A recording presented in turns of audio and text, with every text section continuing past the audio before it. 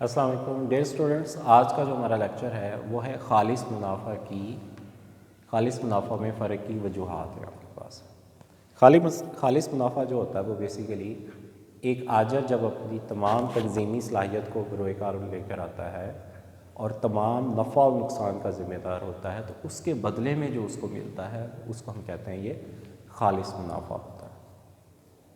مختلف آجر کا، مختلف تنظیموں کا، مختلف کاروباری شخصیت کے پروفٹس میں جو ہوتا ہے وہ فرق ہوتا ہے، اور ان کے خالص منافع کے اندر بھی جو ہوتا ہے وہ فرق ہوتا ہے۔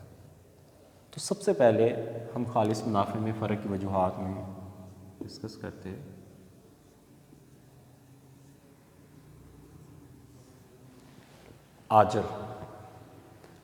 آجروں کی جو استعداد کار ہوتی ہے، آجروں کی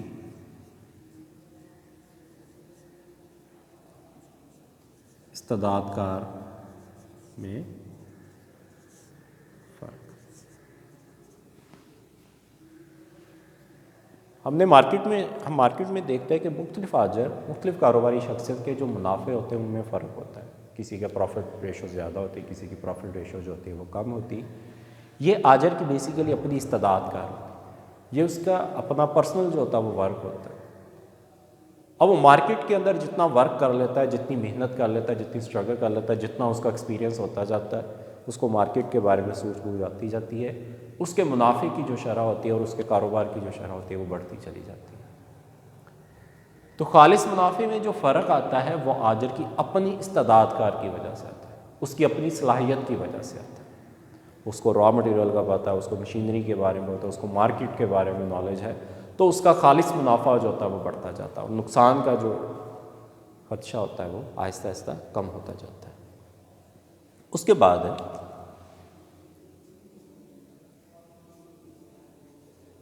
کاروبار کی نوعیت۔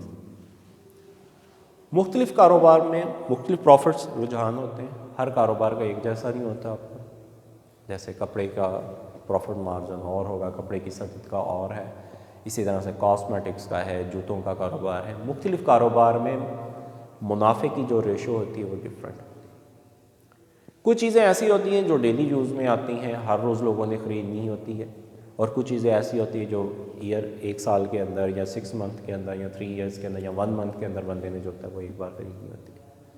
تو مارکیٹ میں جو اس کی جو ڈیمانڈ ہوتی ہے اور جو اس کاروبار کی جو نوعیت ہے، ضیاء پذیر اشیاء ہے، پائیدار اشیاء ہیں، ان ساری چیزوں کو دیکھتے ہوئے ہر آجر کے منافع میں دوسرے سے کیا ہوتا ہے، فرق ہوتا ہے، اور اس کا جو خالص پروفٹ ہوتا ہے وہ ڈفرینٹ ہوتا ہے بنسبت کے دوسرے کے۔ اس کے بعد منڈی میں مقابلے کی نوعیت۔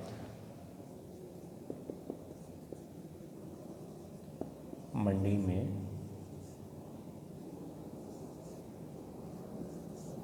مقابلہ کی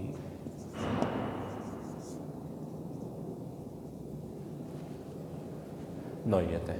منڈی میں مقابلے کی نوعیت میں یہ ہوتا ہے کہ آجر اگر تو مارکیٹ کے اندر اس کو اجارہ داری حاصل ہے تو پھر اس کا پروفٹ ریشو جو ہوگی وہ زیادہ ہوگا، کیونکہ اس کا کوئی بھی اس کو کمپیٹ کرنے والا نئی فرم یا آجر جو ہے وہ مارکیٹ میں موجود نہیں ہے، کہ ایک سنگل وہ مارکیٹ کو کنٹرول کر رہا ہے۔ لیکن اگر اس جیسی بہت ساری مارکیٹس کے اندر جو ہے وہ اور بھی فرمیں ہیں، اور بھی آجر جو ہے وہ موجود ہے، کمپٹیشن زیادہ ہے، تو اس کا منافع جو ہوگا وہ پہلے سے کم ہوتا چلا جائے گا۔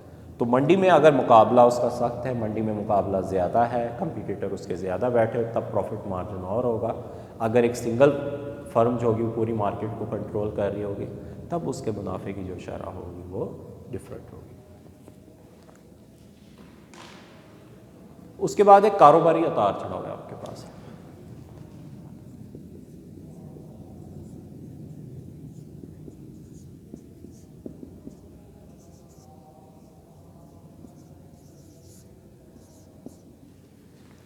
کاروباری اتار چڑھاؤ ہے۔ اگر کاروباری اتار چڑھاؤ آئے روز سرد بازاری ہے، گرم بازاری ہے، تفریط زر ہے، افراط زر ہے، اپس اینڈ ڈاؤنز جو ہوں گے وہ کاروبار کے اندر آتے جائیں گے، تو منافع جو خالص منافع جو ہوگا وہ بھی آجر تاجر کا جو ہوگا وہ تبدیل ہوتا جائے گا۔ گرم بازاری کے اندر یہ ہوتا ہے پروفٹ مارجن زیادہ ہوتا ہے، کاروبار وسیع ہوتے جاتے ہیں، اور سرد بازاری کے اندر جو ہوتا ہے وہ پروفٹ مارجن جو ہوتا ہے وہ کم ہوتا جاتا ہے اور آہستہ آہستہ پروفٹ ریشو میں کمی ہوتی جاتی ہے۔ اس کے بعد ہے حالات میں اتفاقیہ تبدیلی۔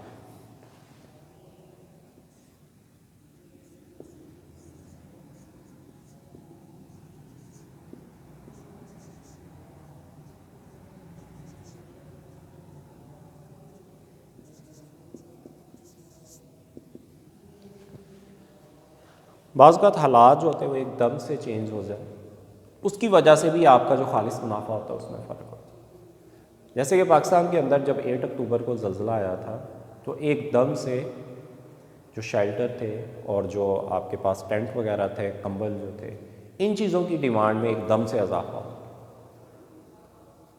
تو وہاں پر لوگوں کے پروفٹ مارجن بھی جو تھے وہ زیادہ پڑے، ان کے خالص منافع کے اندر جو تھا وہ فرق ہو گیا، کیونکہ ڈیمانڈ بڑھنے سے ان کی پرائسز ہائی ہو گئی، جس کی وجہ سے ان کا خالص منافع جو تھا وہ بھی زیادہ ہو گیا۔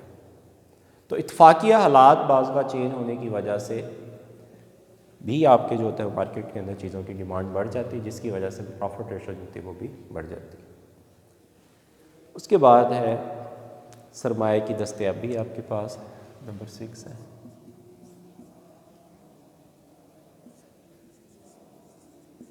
سرمایہ کی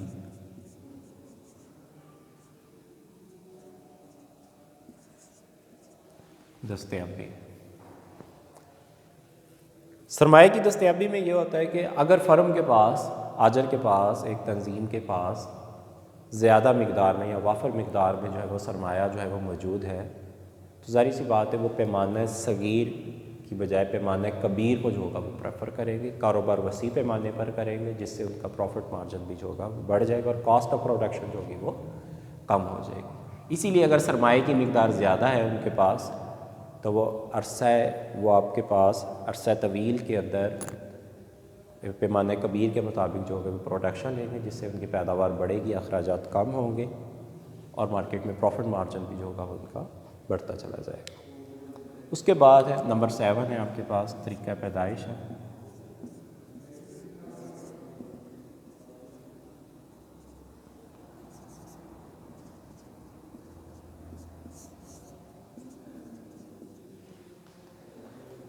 اگر کسی بھی چیز کو پیدا کرنے کی ٹیکنیک چینج ہو جائے گی تو ظاہر سی بات ہے آپ کے اخراجات بھی جو ہوں گے وہ ساتھ میں چینج ہوں گے۔ اگر ماڈرن ٹیکنیک کا استعمال کرتے ہیں آپ تو پروڈکشن لیول بھی اور ہوگا اور آپ کے ایکسپینس بھی جو ہوں گے وہ اور ہوتے جائیں گے۔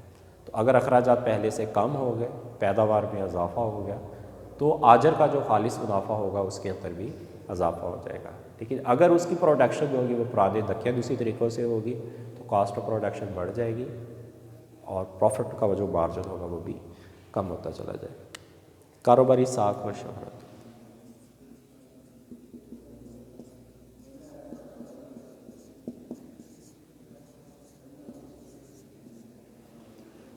اگر کاروباری ساکھ جو ہوگی وہ اچھی ہوگی، برانڈ ہوگا آپ کا، مارکیٹ میں آپ کا نام ہوگا، تو آپ کی پروڈکٹ جو ہوتی ہے وہ ہاتھ پار بکتی، تو کوانٹٹی زیادہ سیل ہونے کی وجہ سے بھی آپ کا جو پروفٹ مارجن جو ہوتا ہے وہ بڑھ جاتا ہے، جس کی وجہ سے آپ کہہ سکتے ہیں کہ خالص منافع بھی جو ہوگا وہ بڑھ جائے گا۔ لیکن اگر آپ کی کاروباری ساکھ جو ہوگی وہ اچھی نہیں ہے تو اپنی پروڈکٹ کو بیچنا آپ کو مشکل ہو جائے گا، تو کوانٹٹی کم سیل ہوگی تو پروفٹ مارجن بھی جو ہوگا وہ آپ کا کم ہوتا چلا جائے گا۔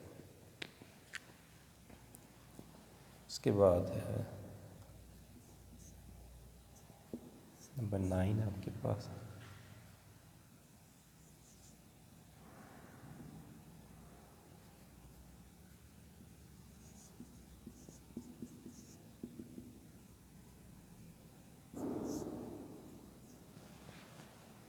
پبلسٹی کے اثرات ہیں آپ کے پاس۔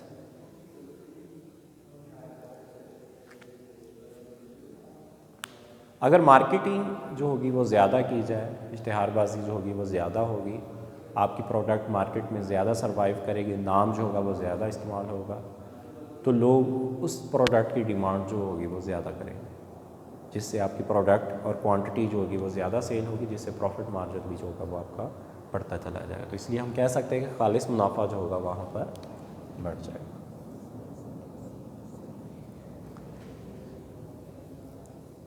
ضمنی پیداوار سے استفادہ ہے آپ کے پاس۔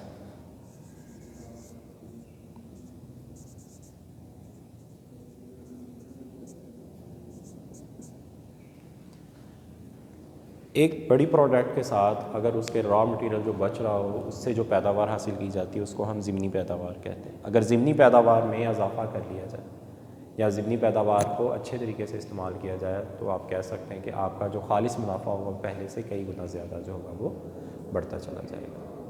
تو ڈیئر اسٹوڈنٹس یہ تھا ہمارے پاس آج کا لیکچر خالص منافع میں فرق کی وجوہات کہ کون سی وجوہات ہیں جن کی وجہ سے خالص منافع جو ہوتا ہے مختلف آجر کا مختلف تہذیبوں کا ایک دوسرے سے ڈفرینٹ ہوتا ہے. تو اس میں سب سے پہلے تھا آجروں کی استعداد کار ہے, کاروبار کی نوعیت ہے, منڈی میں مقابلے کی نوعیت ہے, کاروباری اتار چڑھاؤ ہے, حالات میں اتفاقیہ تبدیلی بھی ہو سکتی ہے, اس پہ سرمایہ کی دستیابی, کسی کے پاس زیادہ سرمایہ ہوتا ہے کسی کے پاس کم ہے, طریقہ پیدائش ہے, ٹیکنیک ہے کہ وہ کس ٹیکنیک سے کام کر رہے ہوتے ہیں, کاروباری ساکھ ہے کہ کاروبار کے کیا ساکھ ہے آپ کی اچھی ہے یا بری ہے, پبلسٹی کے اثرات ہے, مارکیٹنگ ہے آپ کے پاس زیادہ مارکیٹنگ ہوگی تو ظاہر سی بات ہے پروڈکٹس کی ڈیمانڈس بھی جو ہوگی وہ بڑھتی چلی جائے. ضمنی پیداوار ہے یعنی کہ جو بڑی پروڈکٹ اس کے را مٹیریلز سے جو پروڈکٹ آپ کو حاصل ہو رہی ہے اگر اس کو بہتر طریقے سے استعمال کریں گے تو آپ کی خالص منافع جو ہوگا وہ بڑھتا چلا جائے گا. تو ڈیئر اسٹوڈنٹس یہ تھا ہمارا آج کا لیکچر.